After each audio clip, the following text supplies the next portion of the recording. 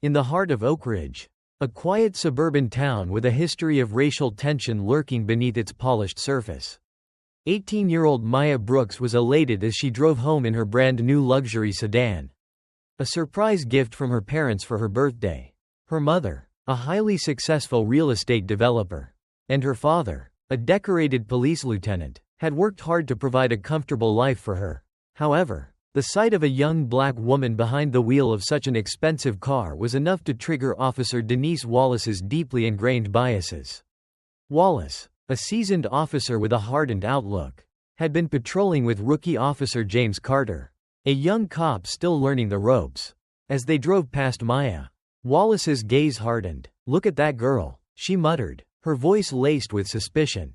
"A car like that? In this neighborhood? She's either a thief or her family's got their hands in something dirty."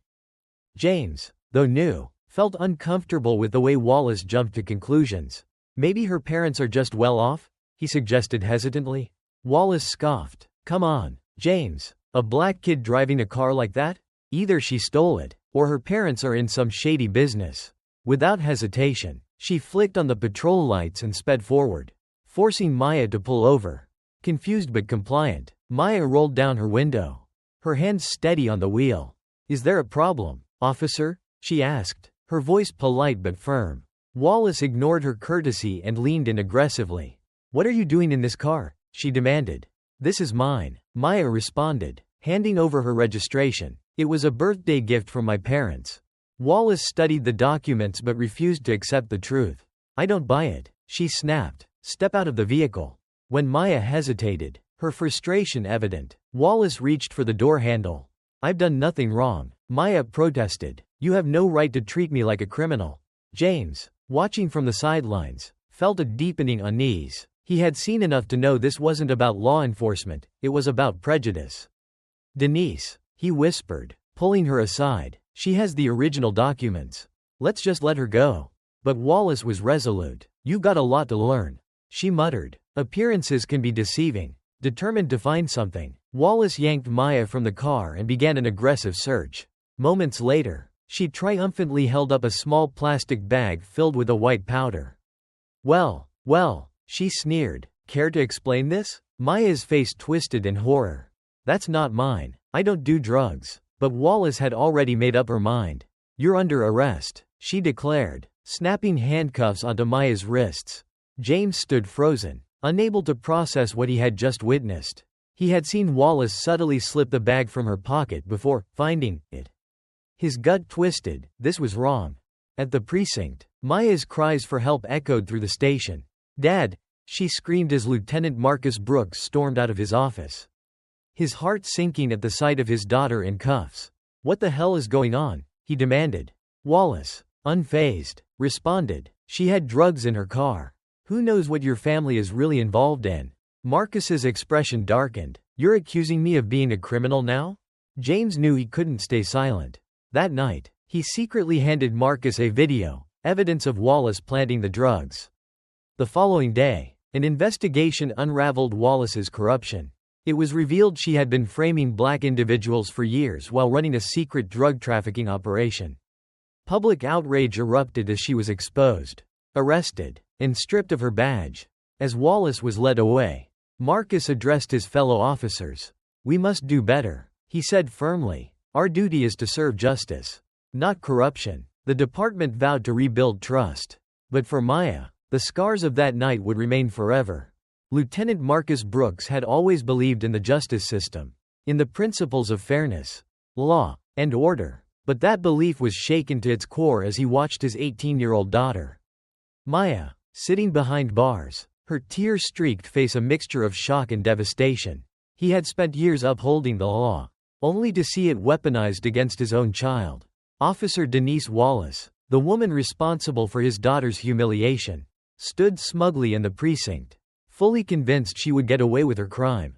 After all, she had been manipulating the system for years.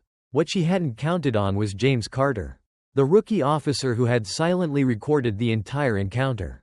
As James left the precinct that night, his hands trembled around his phone. The footage of Wallace subtly slipping the bag of drugs from her pocket before finding it in Maya's car replayed in his mind. It was irrefutable proof of her corruption. But exposing her wouldn't be simple. Wallace wasn't just an officer, she had powerful connections. Officers who owed her favors. And superiors who turned a blind eye. If James went against her, his career, and possibly his safety, would be at risk. Yet, something about Maya's terrified face haunted him. The way she had begged for someone to believe her. The way Wallace had laughed in her face, assuming no one would challenge her. James knew then, he had to act. Back at the station, Marcus wasn't wasting any time. "I want my daughter released now," he demanded, his voice a dangerous calm. Captain Gerald Henson, a longtime colleague of Marcus, sighed. "Look, Marcus, you know how this works. We need to go through the proper." "Don't give me that," Marcus snapped. "I've seen proper procedures twisted before. That woman planted evidence on my daughter. And I will prove it." Wallace chuckled, arms crossed. "Oh, this is rich. A lieutenant claiming corruption in his own department? Tell me, Marcus, do you have any proof? Because all I see is a drug charge against your daughter. And I don't think the chief will take kindly to accusations without evidence." Marcus clenched his jaw. She was daring him, fully confident he had nothing. But what Wallace didn't know was that James was already sending the video to Marcus's phone. As his screen lit up with the footage, his blood ran cold. There it was, clear as day. Wallace planting the evidence. Marcus took a slow, steady breath. "So, you want proof?" he said, lifting his phone. "Let's watch something together." Wallace's smirk faltered slightly as Marcus cast the video onto the large screen in the briefing room. The room went silent as the officers watched Wallace pull the drugs from her pocket, glance around, and then slip them into Maya's car before dramatically discovering them. A heavy tension filled the air. James could see the flicker of panic in Wallace's eyes. But it was gone as quickly as it came. She folded her arms. "This is ridiculous," she scoffed. "That video could be doctored. Are we really taking the word of a rookie over a decorated officer?" But before anyone could respond, the doors to the precinct swung open, and 3 men in dark suits strode in. The room turned to look as Agent Derek Holloway of Internal Affairs stepped forward. "I think it's time we had a talk," he said, his sharp eyes locking onto Wallace. "Lieutenant Brooks, I assume you have the original file?" Marcus handed his phone to one of the agents without a word. Holloway turned back to Wallace. "You've been under investigation for months. Wallace, bribery, case tampering, excessive force complaints. But this?" He gestured to the screen. "This is the evidence we needed." For the first time, Wallace's confidence wavered. "This is absurd. You think I would risk my career to frame some teenager?" But Holloway wasn't listening. He turned to 2 of his agents. "Take her into custody." As Wallace was handcuffed in front of her fellow officers, the room filled with whispers. Some looked disgusted, others relieved, but one officer, Sergeant Ryan Delaney, kept his head down, beads of sweat forming on his forehead. Marcus caught the movement, his instincts kicking in. Wallace wasn't acting alone. As she was dragged away, Wallace locked eyes with Marcus and smirked. "You think this ends with me?" she whispered. A chill ran down Marcus's spine. She wasn't bluffing. There was more to uncover, more corruption, more people involved. And now, they knew Marcus was coming for them. But Marcus Brooks had spent his life fighting for justice. And he wasn't about to stop now. Lieutenant Marcus Brooks sat alone in his office, his head in his hands, feeling the weight of a world he no longer recognized. He had dedicated his life to the badge, believing in the honor and responsibility that came with it. But tonight, as his 18-year-old daughter, Maya, lay in a holding cell, framed, humiliated, and treated like a criminal, that belief felt like a cruel joke. The irony wasn't lost on him. He had spent decades fighting for justice. Yet his own child had become a victim of the very system he had sworn to protect. Through the one-way mirror, he could see her curled up on the hard bench in the holding cell. She had stopped crying now. But her red, swollen eyes and trembling hands told him everything.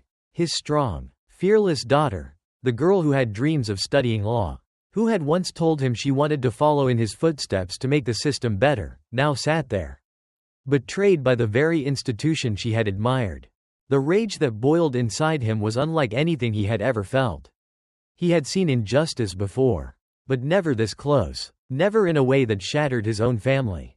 He had spent years convincing Maya that the law was fair, that good officers outnumbered the bad, That her dreams of becoming an attorney would make a difference. But what was he supposed to tell her now? That no matter how innocent she was, her skin color made her guilty in the eyes of someone like Denise Wallace? That even with a father who was a respected lieutenant, she was still powerless against a system that had been designed to suspect her first and ask questions later? A soft knock at the door made Marcus lift his head. James Carter, the rookie officer who had saved Maya's life without even knowing it, stood there, guilt etched across his face. "Sir," James said hesitantly, stepping inside, "I just wanted to check on Maya. I can't imagine what she's going through." Marcus exhaled, his jaw clenched. "She's scared. She doesn't understand why this happened to her. And frankly, neither do I." James hesitated before speaking again. "Sir, there's something you should know." He swallowed hard, his fingers gripping the strap of his duty belt. "I don't think Wallace was acting alone." Marcus's breath hitched. He had suspected as much. But hearing it aloud made his stomach turn. "What do you mean?" James glanced around as if afraid someone might be listening. "After Wallace was arrested, Sergeant Delaney pulled me aside. He told me to keep quiet about everything. That stirring up trouble in the department wouldn't be good for my career." His voice wavered. "Sir, he knew Wallace was framing Maya, and he didn't care." Marcus felt a chill run down his spine. "And you think there's more?" James nodded. "I think there's a whole network of them. Sir, officers who cover for each other, who manipulate evidence, who make sure that people like Maya never stand a chance." He took a deep breath. His eyes filled with a mixture of fear and determination. "I don't know how deep this goes. But if they were willing to go this far to frame an innocent girl, imagine what else they've done." Marcus felt something inside him shift. The anger, the sorrow, the helplessness, it all hardened into something else. A purpose. If this wasn't just about Wallace, if Maya's arrest was just the tip of the iceberg, then Marcus wasn't going to stop at clearing her name. He was going to burn the whole corrupt system down if he had to. He looked at James, seeing the unease in the young officer's face. This was a man at a crossroads. Either he could turn away, pretend he didn't see anything, or he could risk everything to expose the truth. Marcus knew the path he wanted James to take, but he also knew the cost. "You have to be sure about this, Carter. Once you start down this road, there's no turning back." James straightened his posture, his face set with determination. "I'm sure, sir. I can't be part of a system that does this to innocent people. If you're going after them, I'm with you." Marcus nodded, placing a hand on James's shoulder. "Then let's get to work." But just as he turned back to his desk, his phone rang. It was his wife. He answered quickly, but before he could speak, her frantic voice filled the air. "Marcus, you need to get home. Now." His blood ran cold. "What happened?" She took a shaky breath. "Someone broke into the house." Silence. "Then, they ransacked Maya's room. They took her laptop, her journals, everything." Marcus's grip on the phone tightened, his knuckles turning white. This wasn't a random break-in. It was a warning. They weren't just trying to silence him. They were coming after his family.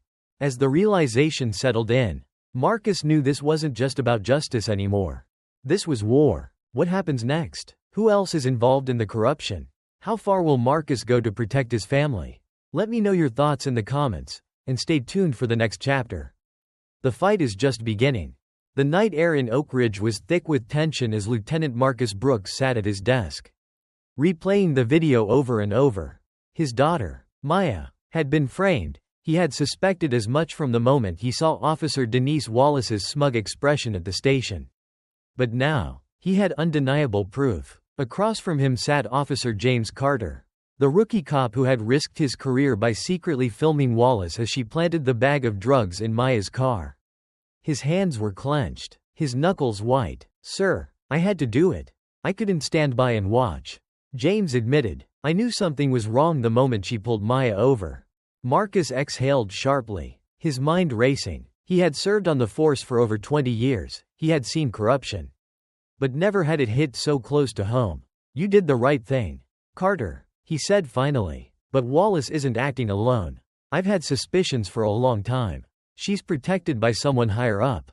The realization sent a chill through James. "What do we do?" he asked. Marcus leaned forward, lowering his voice. "We set a trap." The next morning, Marcus met with Internal Affairs. Turning over the evidence, An immediate suspension would be too obvious, it would tip Wallace off and send her into hiding. Instead, they devised a plan to make her comfortable, to let her believe she was still untouchable. Meanwhile, James played his part, pretending he was rattled but compliant, ensuring Wallace remained unaware that the walls were closing in. But then, something unexpected happened. That afternoon, an anonymous message appeared on Marcus's desk. No signature, no indication of who sent it. Just a single line scrawled across the page. "It's bigger than Wallace. Watch your back." Marcus's pulse quickened. Had he underestimated the depth of the corruption? Could this go beyond just one crooked officer? He immediately contacted his closest ally on the force, Sergeant Elena Ruiz, a no-nonsense investigator known for her relentless pursuit of justice. "We need to dig deeper," he told her, showing her the message. As night fell, James found himself more paranoid than ever. Wallace had been unusually quiet since Maya's release. He could feel the storm brewing. Then, as he exited the precinct, he saw Wallace standing by his patrol car, arms crossed. "Carter," she said smoothly, her tone too casual. "Come with me." Every instinct told him to decline, to run, but he had no choice. He climbed into her cruiser, and she drove in silence until they reached an abandoned lot on the outskirts of town. She turned off the engine and faced him. "You've been acting strange," she said, her gaze piercing. "You sure you're on the right side of things?" James swallowed hard. Of course. Wallace smiled, but it didn't reach her eyes. "Good, because if I ever found out you were working against me, well, accidents happen." James clenched his fists beneath the dashboard. He needed to get out of there. At the same time, Marcus and Elena were reviewing police files linked to Wallace when another officer barged into the room, Captain Richard Doyle, the precinct's commanding officer. "Brooks, we need to talk." Doyle shut the door behind him, his face unreadable. "I heard about what you're doing." Marcus studied him carefully. Was Doyle here to help, or was he part of the rot? And? Doyle's next words sent a shockwave through the room. "Wallace isn't your biggest problem. You're not ready for what you're about to uncover."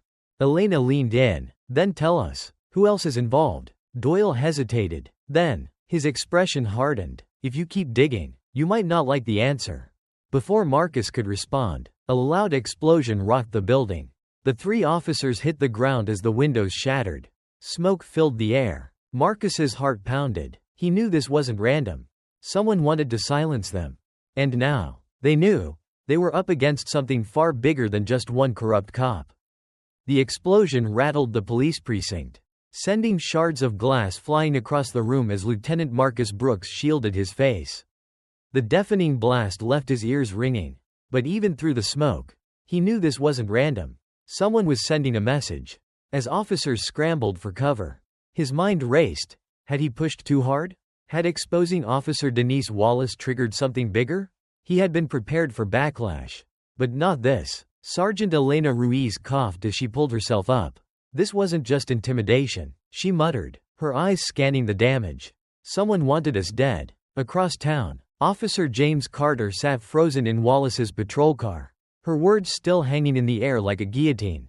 Accidents happen. But before either of them could speak, Wallace's radio crackled. "Explosion at the precinct, repeat. We have an explosion at the precinct." Wallace's smirk vanished, her grip tightening on the wheel. "Looks like the captain's little crusade hit a nerve," she muttered. Then, without warning, she turned to James, her expression colder than ever. "Who have you been talking to?" James felt his blood run cold. She suspected him. He forced a confused expression. "What? No one." Wallace studied him for a long moment before nodding.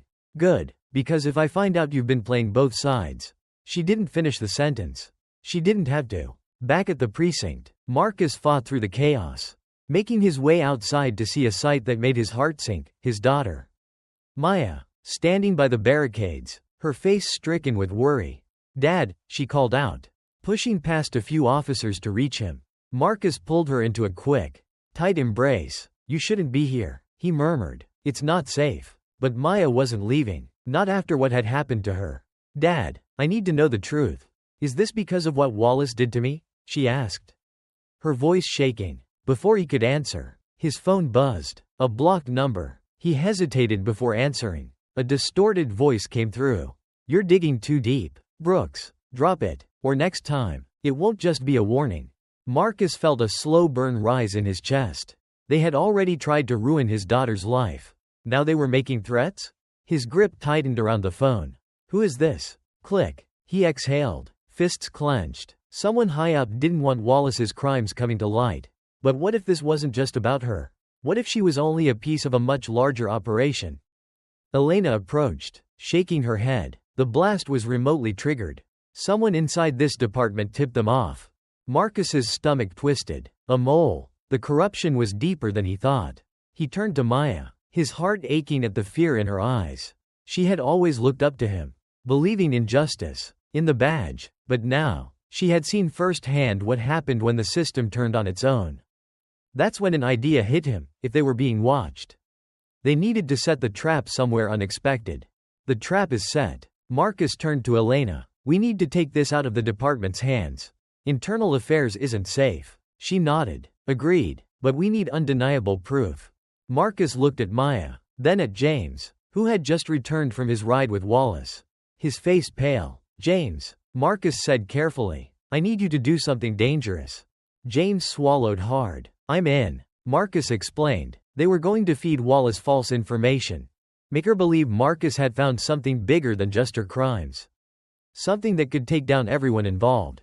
And when she took the bait, they'd be ready. But just as they finalized the plan, James's phone buzzed. A message. No name. Just a picture. A photo of James getting into Wallace's car earlier that night. And beneath it, a text. Wrong side. Rookie. James's blood went cold. They were already onto him. Before he could react, his phone rang. It was Wallace. Carter. Her voice was eerily calm. I need you to meet me. Alone. James looked up at Marcus and Elena. She knows. Marcus exhaled sharply. Then we don't have much time. Because if Wallace knew, then whoever was really pulling the strings was already one step ahead. And they had just walked into the deadliest game of their lives. The weight of betrayal settled heavily on Lieutenant Marcus Brooks as he stood in the dimly lit hallway of his home, staring at the video officer James Carter had handed him. His daughter, Maya, had been framed, humiliated, and nearly destroyed by Officer Denise Wallace, a woman who wore the same badge Marcus had dedicated his life to. But now, as he watched the grainy footage on his laptop, his rage burned deeper than ever. Wallace hadn't just gone after Maya, she had done this before. The video was undeniable proof. It captured Wallace's hands sliding into her pocket, withdrawing the small bag of white powder before carefully planting it in Maya's glove compartment. Then came the act, the mock surprise, the false outrage, the feigned discovery of the evidence. It was a performance, one Wallace had clearly rehearsed many times. Marcus's fists clenched as he rewound the footage. This wasn't a single act of misconduct. The way she moved, so assured, so methodical, she had done this before. And if she had, that meant there were other victims. Other families who had suffered under her corruption. But what broke Marcus the most was the look on Maya's face in the footage. His daughter, his baby girl, who had always been so full of life and confidence, now sat slumped in the back of a police car, her wrists bound in metal, her face streaked with tears of fear and humiliation. That image would haunt him forever. Maya had been lucky. Her father had the means to fight back. But how many other innocent people had Wallace taken down? How many black men and women had spent years behind bars because of her lies? His breath hitched as he pulled up the internal case files. If Wallace had a pattern, he was going to find it. And what he uncovered made his stomach drop. The victims' names, one after another. The files painted a grim picture. Malcolm Reed, 22 years old, arrested on drug charges 3 years ago. Wallace was the arresting officer. Claimed he had enough cocaine to distribute. But the evidence was circumstantial at best. Malcolm had no prior record. Yet he was sentenced to 8 years in prison. Tasha Coleman, 30, charged with possession with intent to sell. Arrested in almost the same fashion as Maya. A routine stop. A mysterious bag found in her car. She pleaded innocence. But with Wallace's testimony, she was convicted within months. Darius Henson, 19, serving 10 years on similar charges. No prior criminal history. Wallace's arrest report claimed he had attempted to flee before the drugs were found, making his case all the more difficult to fight. Marcus's pulse thundered in his ears. This wasn't just about Maya. Wallace had built a career on targeting black individuals, planting drugs, and sending them away for years. But the files weren't the most damning piece of evidence. The money trail was. Marcus and Sergeant Elena Ruiz dug deeper, tracing bank statements, financial records, and unaccounted for overtime payments. What they found made his blood run cold. Wallace was on someone's payroll.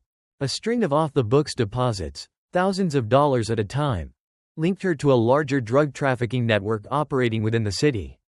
The very thing she accused innocent black people of. She was deeply embedded in herself. But the most chilling discovery was who else was involved. A wire transfer had been deposited into another officer's account. Not just any officer. Captain Richard Doyle, Marcus's commanding officer. The realization hit him like a freight train. Wallace wasn't acting alone. Doyle had been protecting her, covering for her, and likely orchestrating many of these false arrests. Everything suddenly clicked: the explosion, the anonymous warning, the veiled threats. Doyle knew Marcus was getting too close. Maya's arrest wasn't just a random act of racism, it was a message.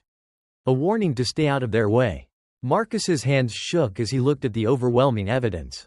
He had spent his career believing in the badge, believing that justice would always prevail if good people fought hard enough. But now, he realized, he wasn't just up against one corrupt officer. He was up against an entire system designed to protect the worst of them. And they were already watching his every move. Marcus exhaled, looking at Maya, who had fallen asleep on the couch, exhausted from the past few days. He brushed a strand of hair from her face, his heart aching. She deserved better than this. But so did Malcolm, and Tasha, and Darius. If he stayed quiet, if he backed down, he was just as guilty as the ones who framed them. Marcus knew what he had to do. He grabbed his phone, his voice steady as he made the call. James, Elena, we're taking them down. All of them. And this time, he wasn't stopping until every last corrupt cop in Oak Ridge was behind bars. The storm that had been brewing for years finally broke over Oak Ridge, sending shockwaves through the police department and beyond. Lieutenant Marcus Brooks had uncovered more than just Denise Wallace's corruption. He had unearthed a web of deceit, racial targeting, and high-level drug trafficking that reached the very top of the force. The moment his evidence against Wallace and Captain Richard Doyle went public, the department was thrown into a tailspin. Officers whispered in hallways, tension crackled in the air, and those who had turned a blind eye for years now feared their own complicity would be exposed. But Marcus wasn't finished yet. He wasn't just here to expose them, he was here to bring them down. The reckoning. The morning of the departmental hearing, Wallace arrived in her crisp uniform, chin held high despite the murmurs of disgust that followed her. She still believed she was untouchable. Even now, she thought she could spin this. But as she stepped into the conference room, her confidence faltered. The department's entire command staff, members of internal affairs, and even the mayor's office were seated at the long table, their expressions grim. And then Marcus walked in. The projector flickered on, displaying the damning video James Carter had risked everything to record. The room fell into a suffocating silence as the grainy footage played, exposing Wallace's blatant act of framing Maya. The way she planted the drugs, the calculated cruelty in her voice, the sheer ease with which she destroyed an innocent life, it was all there. Her mask cracked. Wallace lunged forward, pointing a trembling finger at Marcus. "This is a setup," she hissed. "You planted that video. This is a personal vendetta against me because of your daughter." Marcus didn't flinch. He stepped forward, his voice steady, unshakable. "This isn't about Maya," he said. "This is about every single black person you've sent to prison on false charges. This is about the families you've torn apart, the lives you've destroyed, and it ends today." Before Wallace could respond, Sergeant Elena Ruiz stood, dropping a thick file onto the table. "These are testimonies," she announced, her voice cutting through the room, "from former officers, prisoners, and even members of the trafficking ring you worked with.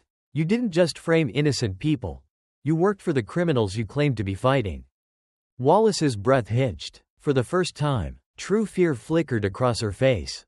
And then, the final blow came. The doors swung open, and in walked FBI agents, flanking a handcuffed Captain Richard Doyle. The room gasped as Doyle was shoved forward. His face was flushed, his carefully maintained facade shattered. "It's over," Marcus said simply. Doyle's lips curled into a sneer. "You think you've won?" he spat. "There will always be more like us. You can't fix a broken system." Marcus met his gaze without flinching. "No," he said, "but we can tear it down and build something better." As Doyle and Wallace were dragged away, the weight of their crimes fully crashing down on them, the entire department watched in stunned silence. A reckoning had arrived in Oak Ridge, and there was no turning back. The aftermath. Wallace was fired immediately, her badge stripped in front of her peers. A mark of disgrace that would follow her for life. But it didn't end there. Within weeks, she and Doyle were indicted on federal charges: conspiracy, evidence tampering, drug trafficking, and racial discrimination violations. The justice system they had manipulated for so long now turned against them. The ripple effects were seismic. The Oak Ridge Police Department was forced into a massive overhaul. The chief of police resigned, admitting failure in oversight. Mandatory bias training was implemented, and a civilian oversight board was established to review cases of misconduct. Every case Wallace had touched was reopened, leading to multiple overturned convictions. The community, once fearful and distrustful of the police, now saw something they hadn't seen before: true accountability. And at the heart of it all was Marcus Brooks. The turning point. 1 month after Wallace's arrest, Marcus stood at a podium in front of a packed city hall, with Maya standing proudly beside him. His voice carried through the room as he addressed the people he had sworn to protect. "I have worn this badge for over 20 years, he began, "and I have seen it used as both a shield and a weapon. But today, I make you this promise: we will do better. We will not ignore corruption. We will not stand by while innocent people suffer. Change starts now." The crowd erupted in applause. Maya squeezed his hand, tears in her eyes. "You did it, Dad," she whispered. "No," Marcus murmured back. "We did. A new beginning." As the sun set over Oak Ridge that evening, Marcus walked through the department one last time. He had made his decision. He was retiring from the force. Not because he was giving up, but because his fight was far from over. He wasn't going to fix the system from within. He was going to tear it down and rebuild it from the outside. With Maya at his side, he was ready to take the next step, advocating for real reform, pushing for policies that protected the people instead of persecuting them. And as he walked out of the building for the last time, he didn't feel regret. He felt hope, because in the end, the truth had won. The dust had finally settled over Oak Ridge, but the echoes of the past still lingered. The arrest of Denise Wallace and Captain Richard Doyle had not only unmasked the corruption hidden within the department but had also forced an entire community, and a nation, to confront the truth about systemic racism, abuse of power, and the urgent need for accountability in law enforcement. Lieutenant Marcus Brooks, now retired, stood at the same podium where he had once vowed to serve and protect.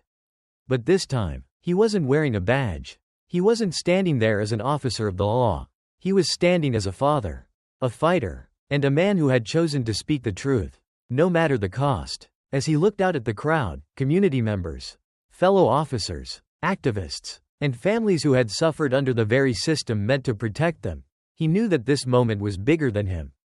Bigger than his daughter, Maya, who had once been handcuffed in a wrongful arrest but now stood as a symbol of resilience and truth.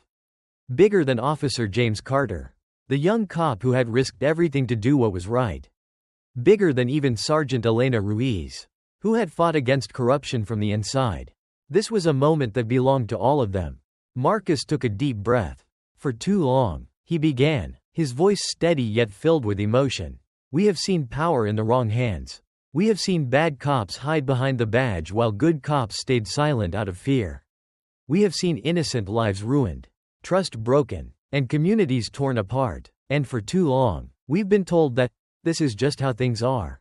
He looked down at Maya, whose eyes were shining with tears, not of pain, but of hope. "But I refuse to accept that. We all should refuse to accept that. Because corruption only thrives when good people say nothing. When we turn our heads. When we assume it's not our problem. We allow injustice to win." He let his words settle over the crowd before continuing. "And that's why we're here today, not just to celebrate the end of corruption in our town, but to begin something bigger. A new movement, A new way of thinking about policing, about justice, and about standing up for what's right. It starts with every single one of us.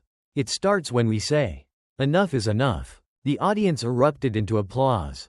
Marcus had expected support, but what he saw in the eyes of the people before him was something deeper, an understanding that this wasn't just a victory for him or his daughter. This was a victory for every innocent person who had been falsely accused. Every black mother who had feared for her son's safety. Every father who had been stopped and searched simply for the color of his skin. Maya stepped forward, taking the microphone. The young woman who had once been reduced to tears in the back of a police car now stood strong, fearless, and determined. "My dad has always taught me that the truth will always win, even when it feels impossible," she said. "But I've learned something else too. The truth needs people willing to fight for it. People like my dad, people like Officer Carter, people like all of you here today who refuse to let injustice go unchecked." She turned to James, the young officer who had risked his career by filming Wallace's crime. To the cops who wear their badge with honor, who refuse to turn a blind eye to corruption, thank you. We need more people like you in this world. James swallowed hard, visibly moved by the acknowledgement. He had once believed in the system without question, but now he knew, justice wasn't about loyalty to a badge. It was about loyalty to what was right. Marcus spoke again, his voice thick with emotion. "If we want real change, we have to be that change. We have to speak up. Even when it's uncomfortable, we have to hold those in power accountable.